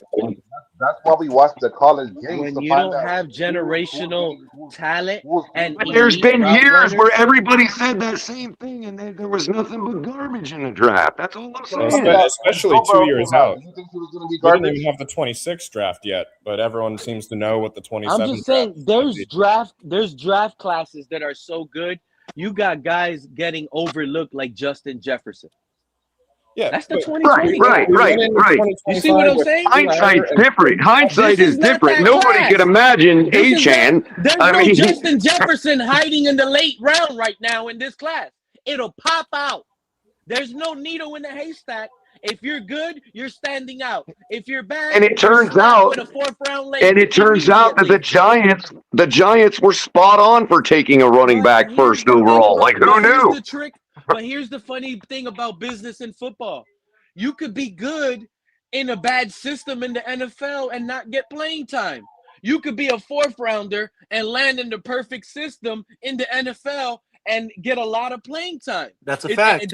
That's another thing that we don't, Teams you could also be a guy like James White. A player that doesn't fit in their system because they don't want their division rival to have them. You could also be a guy like James White who never gets with a guy like Belichick. Your mic is getting smothered or something. I love that you're getting a first, a third, and a fourth for a guy who gave you nothing the last 2 years, bro. I love it. I agree, Fred. Yeah, we got way higher than I thought we would for Waddle. Yeah. If my mic is better now, Joe, I was saying that. No, I was saying that you could be a guy like James White and never get with a guy like Bill Belichick. Yeah. And actually, for that move, for what we got for Waddle, we should be put in jail for that. I agree. We didn't heist them. The Broncos. I've been telling y'all, bro. Look at these teams trading for edges. There's no real edge standing out in this draft. There's really no teams are making more trades than ever. You got David Bailey and Arvell Reese. If there was a good receiver, you think the Broncos would be willing to take a high-priced Jaylen Waddle? Pete, you can look at it both ways, Pete. In this draft. You can look at it both ways. The Broncos are looking at Jaylen Waddle like he's their missing piece. on offense. Exactly. But no, they're not. No, they're not. Tri-State. The Broncos are looking at it like it balances their offense. I'll tell you why. It balances their offense perfect. They have Cortland Sutton and they have Waddle. That's the two. Yes, they both complement each other. Right. And who currently, before Waddle gets there, who currently is able to stretch the defense? Nobody. Pat Bryant. Cortland Sutton is not a fast receiver. And wasn't that dude Franklin? What was his name? Yeah, Franklin. Troy Franklin played in college with Bo Nix. That was a perfect combination. Okay, but remember what we were Pete, remember what we were trying to do with Tyreek? Just say, hey, outrun the defense and Tua, just throw it as deep as you can. That's what they want to do with Bo Nix, except Bo Nix can throw it 70 yards. So and they got Bo Nix Waddle. Throws it 70 yards and Waddle's they gave up a first. Hold on, Pete. Hold on. They didn't give up a first-round pick for Waddle. They gave up a first-round pick for a guy that can get past the defense for Bo Nix. That's what they gave up a first-round pick for. No. So I forgot. you can say we fleeced them, but they were willing to be fleeced. You know what this trade feels like to me, fellas? We got a second, a fourth, and a fifth-round draft pick for Jaylen Waddle. I want y'all to put that in y'all head. No, you got a first rounder. We got a second, a fourth, that's like saying and a fifth rounder. The millionaire because you got $100,000 from him. That's how I want you guys to think about it. We got a second, a fourth, and a fifth. So you actually got a first, a third, and a fourth. I know what we got, but it's towards the end of the draft. It's the 30th pick. That's second round material, my guy. That's like walking out of Mar-a-Lago after eating a steak going, boy, I sure fleeced that motherfucker. Getting the 30th pick in the draft is like getting a PSA 9. You're happy you got it, but it's a PSA 9. No, we added two top 100 picks. One of them is a top 30 pick. That's great. That's great value for Waddle, who we know is injury prone, who we know has drops, who is 6 years in? Can't catch the ball, can't locate the ball. Yeah, I mean, come on, man. On the field after a first down, if he catches it, gets tackled, he's immediately to the sideline. Sure, yeah. First down definitely earns him a timeout for sure, man. Yeah, I love it. And we're getting younger at the position too. It's not just about the straight up trade value in the moment; it's about the future that's laid out from it. And let's not forget, Waddle's been injury prone since Alabama, similar to Tua. And the bottom line is, and we get the fifth-year option in the first round. Somebody name me the football game, and since Waddle's been here, that he added a win to our win column. Tell me the game. There's probably one out there. I couldn't tell you, cuz. Me myself, I couldn't tell you. There's probably one out there. Maybe when he split the defense against New England in Mike McDaniel's first season. Maybe that game. Maybe. I can give you a game where you guys know who Anthony Belton is. You guys know I who could Anthony give you a game Belton where is? he probably lost the game for us. We also held them to 3 points that day, so or 7 points. So he really didn't win us the game. And like Fred said, Fred, I know where you're going with this too, Fred. We can certainly name games that he lost us. Yeah, bro. Yeah. Those were second round picks for the Packers last 2 years. Just saying. I would name Minnesota in the regular season, and I would name Buffalo in the playoffs. There you go. There you go. Despite what people are going to want to tell me, only because we got more draft capital doesn't tell me it's a rebuild. It just doesn't. I'm sorry. I think when I see an upgrade, it's so semantical, Pete. This is so semantical, bro. A rebuild you gotta agree on a definition of rebuild before you even have this conversation, bro. A rebuild to me is when a team gets worse. Not because they made smart moves. That just means they're getting better. Square is also a rectangle. Come on now. It is. It is. Hold on. You know what's funny to me, Fred? These are the same guys that were sitting up on the panel with us and sitting here saying, yeah, Tua's trash. Tua can't throw that deep out route. Yeah, we got to get rid of him. Now that we got rid of trash, right? Now we're rebuilding. When we upgraded. Make it make sense. It's because we bought the trash. We don't have it. No, and you know what's funny to me, Fred? You know what's funny to me? We don't have no salary cap, so we're going to be trash for multiple years. We're one of the teams that picked up some of the most players already, bro. Look how many players we brought in already. You know what, bro? This is how I feel about it, bro. I think we're definitely more competitive, bro. Especially in the AFC. This is exactly why you have to define your terms before you have this conversation, because nobody can even agree on what a rebuild is. Bro, anytime you take a 99.2 dead cap hit for releasing Tua, that is signifying you are going through a rebuild phase, whether y'all want to believe it or not. Wait, is that Tri-State? We still need to talk about how the Panthers are overpaying repeatedly for Dolphins players.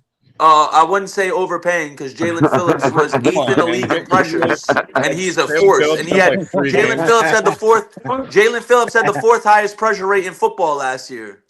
Yo, Eagles gave the Panthers Jalen Phillips. Why didn't I'm happy on the jam, and as far as the contract concerned, I know people may say we overpaid, but the contract we got Devin Lloyd on, I'd consider it a wash. That's the way I look at it. It's a wash. The Eagles traded Phillips to the Panthers. Is that true? Is that what we're talking about? Yeah. Wow. That's what it is. It's not a rebuild. It's a flush. We're flushing the crap out at the door. We're flushing it. Bro, the march for Arch is on. You guys, the Jets and the Cardinals, are tanking for Arch Manning as far as I'm concerned. Like 15 games over the next 4 seasons. The Falcons are a hidden team that's tanking. Don't try to convince me otherwise. If you do that's what you want in your quarterback competition room, you're silently tanking. Do you think Quinn Ewers might have been an organizational move for the future to have a guy that's worked with him behind him before in another environment? Could Quinn Ewers be the signal that we're going after Arch Manning? No, because Quinn Ewers was a Mike McDaniel's pick, and now Mike McDaniel's gone. Clearly. That doesn't matter. Oh, let me ask you a question. Absolutely I'm glad you said that. Let me ask you a question, Tri-State. I'm glad you said that. Real quick. Let me clarify, bro, because Tri-State misunderstood what I said. Organizationally, look, forget who the coach is. We're going to tell him to get this guy in the building because we're making a move for Arch down the road. Now, I don't think he's making a move for Arch. I think Malik Willis is clearly their guy. We just in cap hell. You know what I'm saying? So we got to get out of cap. So, Gunner, you think Malik Willis is whose guy? I mean, yeah, you would have gave him a bigger bag if he can, but look at the cap. We still paying a lot of – we still playing Jalen Ramsey, guys. We still paying Jalen. You know what I'm saying? Malik Willis is a bridge quarterback. So no. So what Gunner is kind of saying, I kind of like what Gunner's saying. Bro. Gunner, we're still paying Ramsey. Are you saying, still paying Gunner? Ramsey. Yeah. Damn. Gunner, are you saying Malik Willis took a home team deal to let the team rebuild and then take off with a new deal like 2 years down the line and blow up again? Facts. So look, first of all, salute to the whole panel, man. Salute to you, Pete, man. Salute to y'all. I ain't talked to y'all in a minute, man. I miss y'all fellas, man. But yes, I totally agree with that. I think because he said that. He said the two biggest reasons for me coming to Miami when he first did his press conference, he pointed out them two, the GM and the head coach. So clearly they got like a plan, like, you know what I'm saying, of building. You know what I'm saying? I think we're going to build through the draft. When you kind of look at Green Bay, you got to respect how they do. They don't go after big players. Like they kind of like the Steelers. They build their own players. And I think that's what we're banking on. And I kind of respect the direction. I just don't understand why we wouldn't build around Waddle. I just don't understand that. I can help you understand that, but that's a long conversation. Waddle, please, man. Why y'all don't think Waddle's good? He's not, bro. How you going to build around Waddle? He's not even on the field, bro.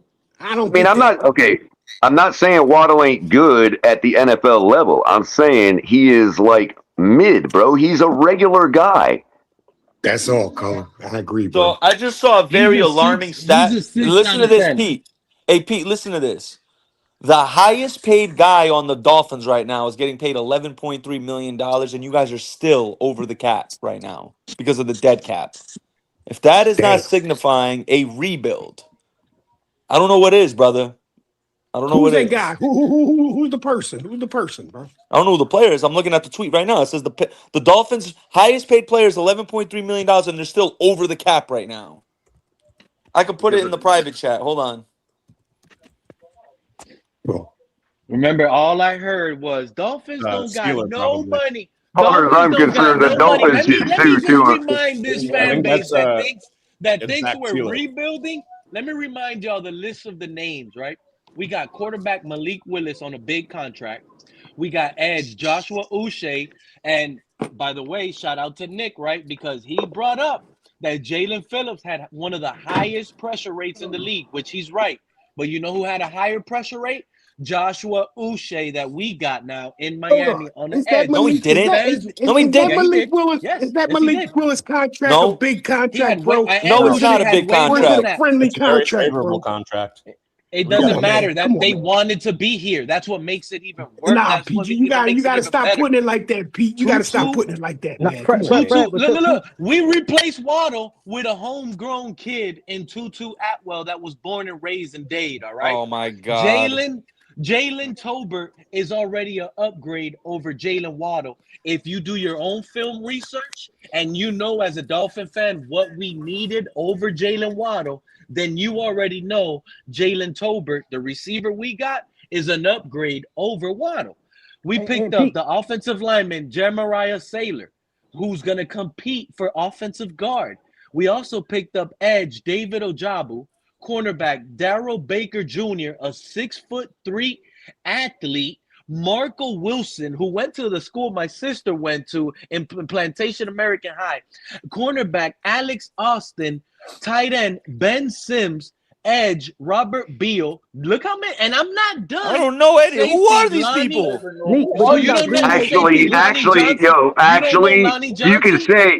You can say who are these people, but every one of those names are commonly spoken during their games on Sunday. I recognize every one of those names. Thank you, Cutler. And they've never been Dolphins, and you know them just like I know them. Miles Battle, cornerback, 6'3". We're not playing. This team has went from soft, some of us that are up here on the panel, Color, Fred, a lot of us that were up here already been saying under the past regime, we were soft. We needed these guys. Now we're getting them. And some of these guys are going to sit here on the panel and say we're under a rebuild when we're getting bigger. But we're under. No. I agree. I still agree with them. I still agree with them, Pete. You're wrong. We're rebuilding. But 6'3" corner, it sounds like we got a guy that knows how to pick people. Oh, Color, I haven't talked to you since Kohu was officially not re-signed, man. RIP to our. I know. I cried a little. I'm not gonna lie. I cried a little. Re-signed and brought back, right? That we didn't think. Greg Dolchich, the tight end spot, check mark. Kicker Riley Patterson. He has a kicker battle with Zane Gonzalez and Riley Patterson. We brought back Willie Gay Jr., Cameron Good, who they have him at outside linebacker. He's so big to me. He's a defensive end.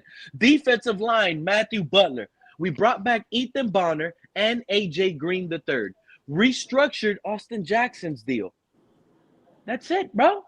Like, we didn't think we were going to have this many names come in at this level of talent, plus have this much capital to play with in the draft. Also, I gotta say one thing, Joe, I'm glad it was Kansas City, bro. I will say that. Man. I gotta say, and shout out my guy Red Swarm, but I have to respectfully disagree. I understand what he's saying as far as the first round of this draft may not be as talented, but I wholeheartedly disagree. I think this draft is loaded with positions that are super talented, bro.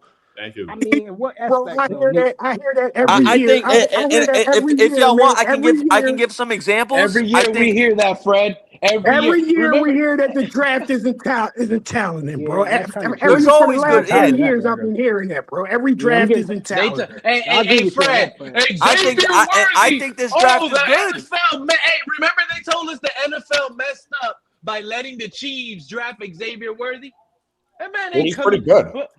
He's pretty good. That man ain't good. He's always hurt. He's never playing. He's not. He's dropping passes left and right, Joe.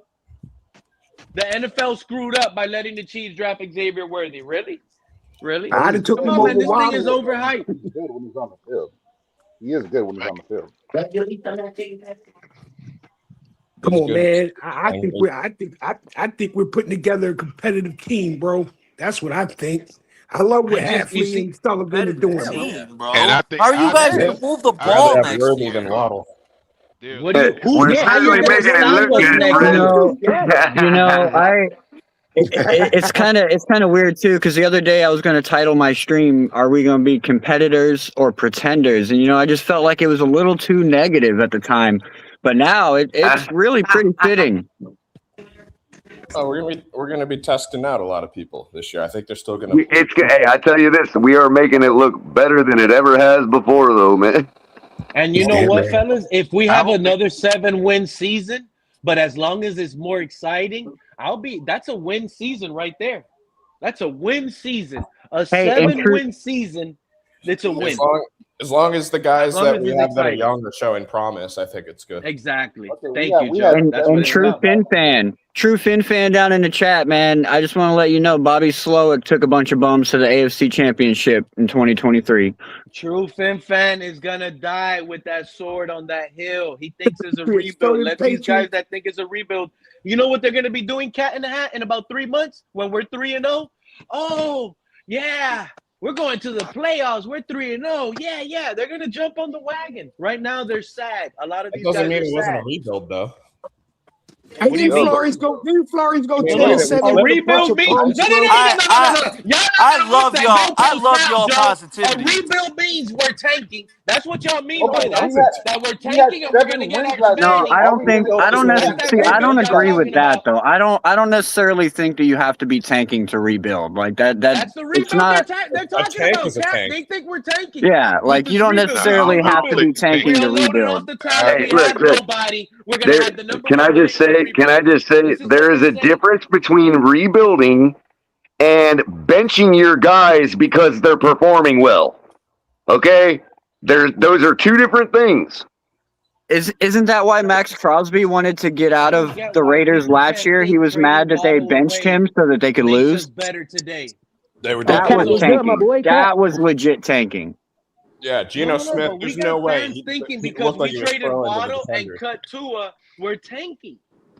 I wouldn't necessarily say we're not rebuilding because we cut Waddle and traded Tua. We can't do too much, guys. We doing the Okay, best but we had 7 wins last year. How many wins do you think we're gonna get? Here's another way that signals a tank. When you know that they're supposed to call a timeout and they don't. Right. But color, who is we tanking for though? That's my thing. We're not tanking for art. We're not. That's what I'm saying. We're not tanking. Yeah, we also got to understand Well, that. we're 4-0, bro. Arch They're Manning, gonna be mad. Like Arch Manning is gonna pick the team he wants to go to. It's That's not not it just don't work Arch. like he's a Manning, bro. It don't work like that. It don't Arch work like Exactly. We're not what are y'all tanking, but it's talking also about? Now not. that being said, I Michael think that Vick again, is legendary, and we had Marcus Vick. He didn't do anything. But that's why I get back to why we brought Quinn Ewers in the building, and we've also been frequented quite a bit by Peyton Manning over the last couple seasons. So maybe this is his choice.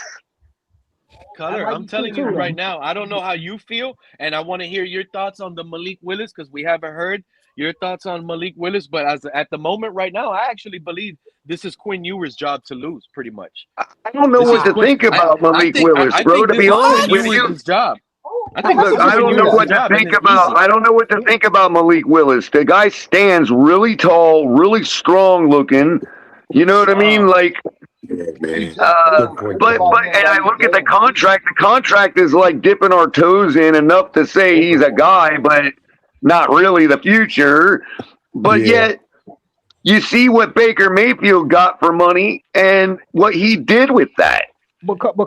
So I'm like, I don't know. I don't want to just throw the baby out with the bathwater, but I really don't believe in the guy yet, dude. Like, I don't believe that he's actually what we're trying to do is prop up Malik Willis. I just don't believe that yet. But to your point though, you gotta understand. Then you missing a cap hit. Like with the players that we still paying. Just when I started to go with you, Color.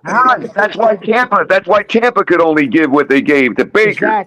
Exactly. That's why they couldn't even re-sign Mike Evans because they in cap hell. Like that cap being over the cap is serious. Like you know what I'm saying? We can't make moves. That's why I think we really did the Waddle trade to get more cap money. To be honest, because we paying players on other teams.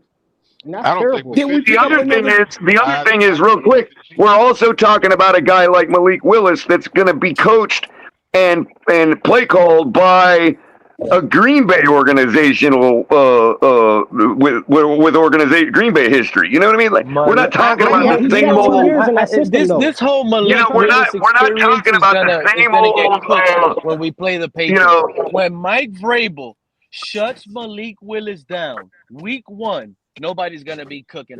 I like. Come on, can we? I disagree with that. I actually think Malik is better than Jordan Love. If that means anything, I Here we they go. had to see something. Here we go. This fan base is out of their mind. Pete, a lot of people when Jordan Love got injured, bro, like the Green Bay fans, bro, a lot of them was like, why not stick with Malik? Like, why are we rushing Jordan Love back? Like, that was the vibe. That was the vibe from over there. But I also see a lot of Tyler Huntley in the guy. You know what I mean? Which ain't a bad thing either. That ain't even a bad thing. Tyler Huntley. No, it is a bad thing. Hell no. Because we gave him playing Lamar way better than he is. Somebody got some echo going.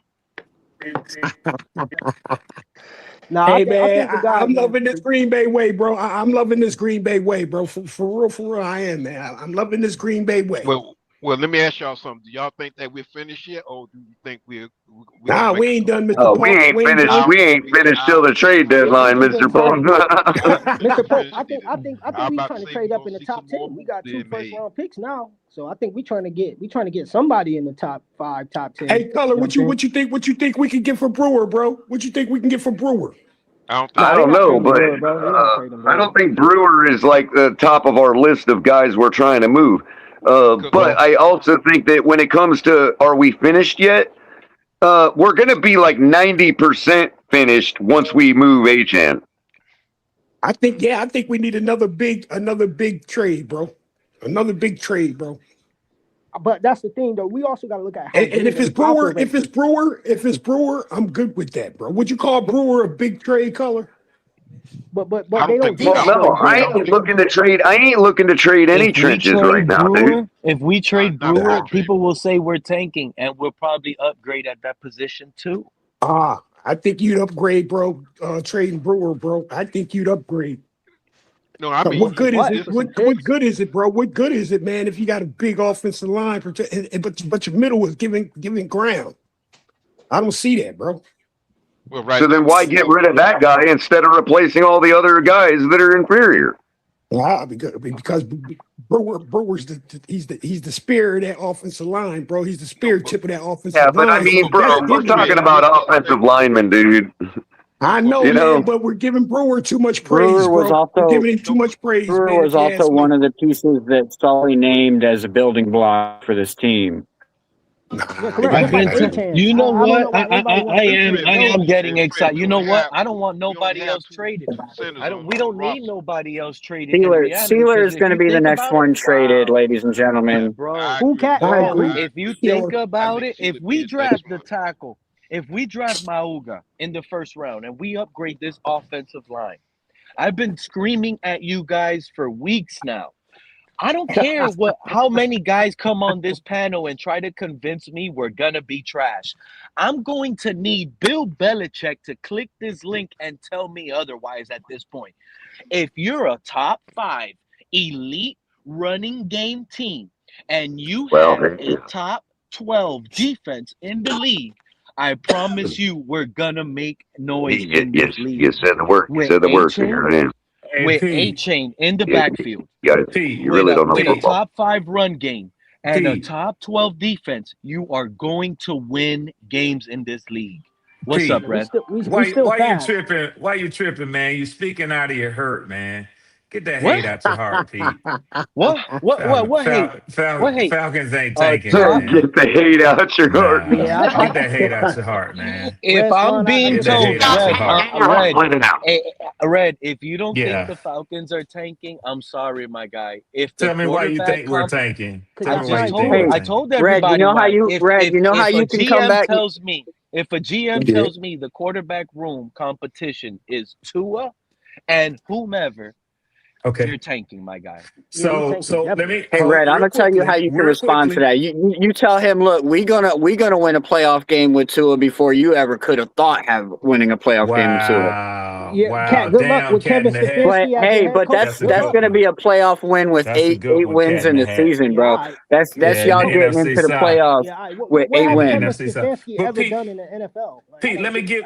Well, he won the It's just a division. It's the division that they're in, bro. Like it's he won the super coach easy. of the year. Hey, Shagana, he won the coach of the year 2 times. But let me say this to Pete real quick, man. Coach of the year. So Pete, let me ask you this. You gloss over. You gloss over that. This dude could be EM's brother, man. You tell me how many other active NFL coaches have accomplished that.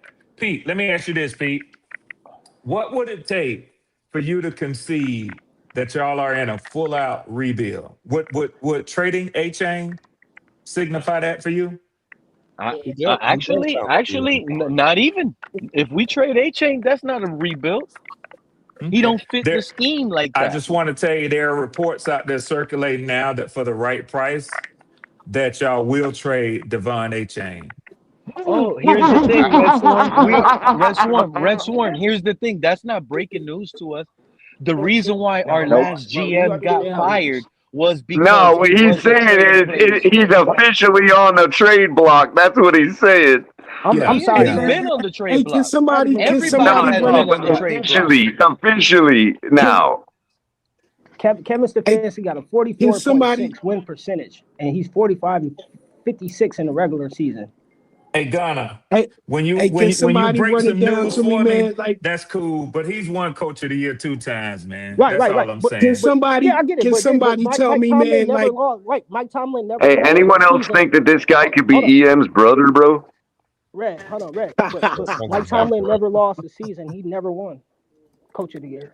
Hey, man, can somebody tell me? He never lost. Hey, Pete, let me tell you something, Pete. Oh, sorry. My bad, Fred. Go ahead, Fred. Go ahead, Fred. Yeah, I just want somebody to tell me, like, how many picks and what rounds do we have all together, bro? You know what I'm saying? Oh, it's a long list. It's on Twitter. Y'all got like 12 or 13 picks, man.